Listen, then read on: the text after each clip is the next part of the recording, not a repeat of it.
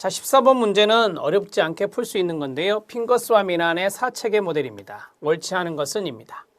자, 우리가 이제 통합 모델이 4가지가 있다 그랬죠. 통합 모델의 암기법이 뭐죠? 네, 육사생단 통합입니다.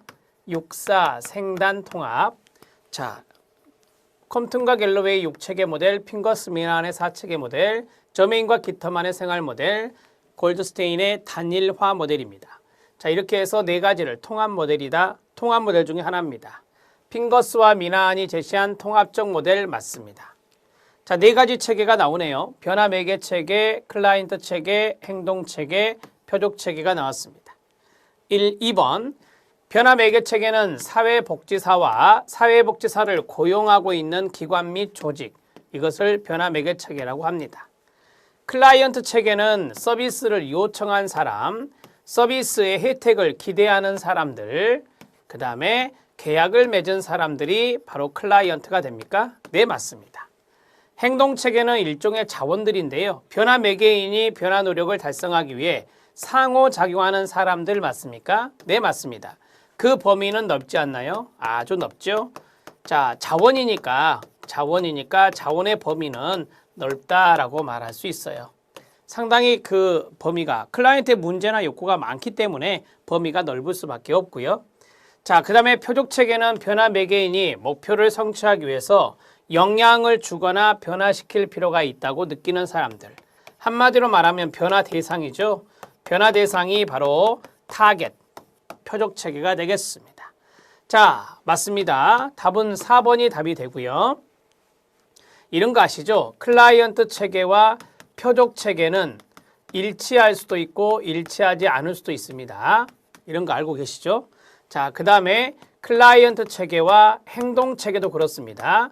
클라이언트 체계와 행동 체계도 마찬가지 일치할 수도 있고 일치하지 않을 수도 있다. 이렇게 정리해 드렸습니다. 2가지 다 팁으로 말씀드렸으니까 정리해 주시고요. 항상 일치한다. 틀립니다. 항상 일치하지 않는다. 틀립니다. 일치할 수도 있고 일치하지 않을 수도 있는 것입니다. 14번의 답은 4번입니다. 자, 이제 15번 문제 들어가도록 하겠습니다. 15번 문제 또 사례 문제 나오죠. 자, 15번 문제 알아보도록 하겠습니다. 15번 문제는 사례 문제가 되겠습니다. 15번 문제 별표. 자, 사회복지사 개입으로 가장 적절한 것은 무엇이냐라고 했습니다. 자, 여기 있는 박스를 보시면 이제 어느 정도 그림이 그려집니다. 60세 남편이 있는데 중풍에 걸려서 거동이 불편합니다. 53세 부인은 시각장애인이십니다. 부인은 예전에 3년 전까지 시각장애인은 안마를 할 수 있잖아요. 그래서 이제 거기에서 조금 이제 경제적인 보탬이 되는데 생계 유지해 왔지만 지금은 일자리를 잃은 상태입니다.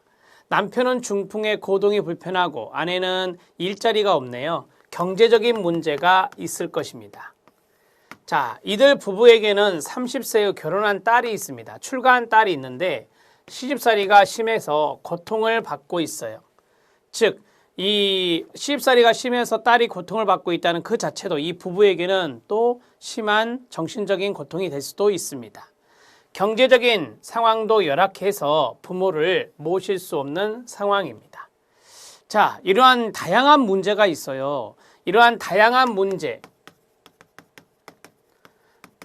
문제가 있을 때 우리는 어떠한 것이 가장 적절한 개입이라고 배웠냐면 사례관리라고 하는 것을 배웠어요. 이 사례관리 대상자는 주로 노인이나 장애인분들인데요. 중풍도 뇌병변 장애입니다. 부인은 시각장애예요. 따라서 장애인은 사례관리 대상자가 될 수 있어요. 장애인과 가족은요. 이렇게 정리하시면 사례관리가 보이실 거고, 자, 이제 사례관리에 뉘앙스가 있는 그 지문을 찾아내시면 됩니다. 그러면 답이 해결되겠죠. 자, 부부에게 상담을 통해 정서적 지지 제공해준다. 딸에게 상담을 통해 정서적 지지를 제공해준다. 부인에게 새로운 일자리를 찾도록 도와준다. 클라이언트의 비밀 보장을 위해 사회복지사가 직접 서비스를 제공한다. 자, 지역 내 관계기관과 협력을 한다. 그래서 통합적 서비스를 제공한다. 이게 바로 케이스 매니지먼트의 사례 관리, 원스톱 서비스를 말하는 겁니다.